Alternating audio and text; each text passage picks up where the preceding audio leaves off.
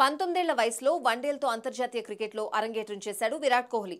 ఆ తర్వాత 3 ఏళ్లకు టెస్టుల్లోనూ అడుగుపెట్టాడు. అప్పటి నుంచి ఈ ఏడాది ఇంగ్లాండ్తో సిరీస్ ముందు వరకు నిరాటంకంగా కోహ్లీ ప్రయాణం సాగింది.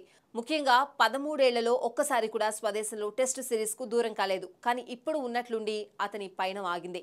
ఇంగ్లాండ్తో టెస్టు సిరీస్కు పూర్తిగా దూరమైన అతను ఎక్కడున్నాడు, ఏం చేస్తున్నాడు, ఇలా ఎన్నో ఊహాగానాలు సోషల్ మీడియాలో వైరల్ అవుతున్నాయి. అయితే 2022 టీ20 ప్రపంచ కప్ తర్వాత కోహ్లీ పోటీ ఫార్మాట్కు 14 నెలల పాటు దూరంగా ఉన్నాడు. ఈ ఏడాది టీ20 ప్రపంచ కప్ మళ్లీ వస్తూ ఉండడంతో తిరిగి భారత టీ20 జట్టులోకి వచ్చాడు.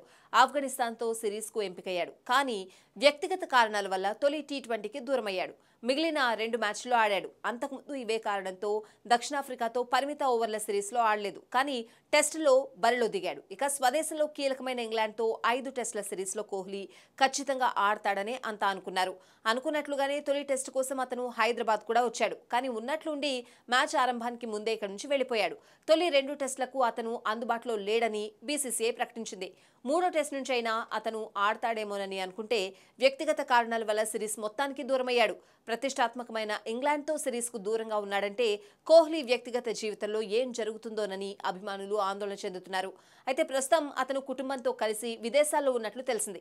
13 ఏళ్లలో తొలిసారి స్వదేశంలో టెస్టు సిరీస్కు పూర్తిగా దూరమయ్యేంత అవసరం అతనికి ఏమొచ్చిందనే దానిపై స్పష్టత లేదు. వచ్చే నెలలో ఆరంభమయ్యే ఐపీఎల్లో అతను తిరిగి మైదానంలో కనిపించే అవకాశం ఉంది. కానీ జట్టులో కోహ్లీ లేని లోటు స్పష్టంగా తెలుస్తోంది. అతను మైదానంలో ఉండే ఉత్సాహమే వేరు. అతని ఉనికి జట్టులో జోష్ పెంచుతుందనే చెప్పాలి. అతను ఆడుతున్నాడంటే స్టేడియాలకు వచ్చేందుకు అభిమానులు పోటీ పడతారు.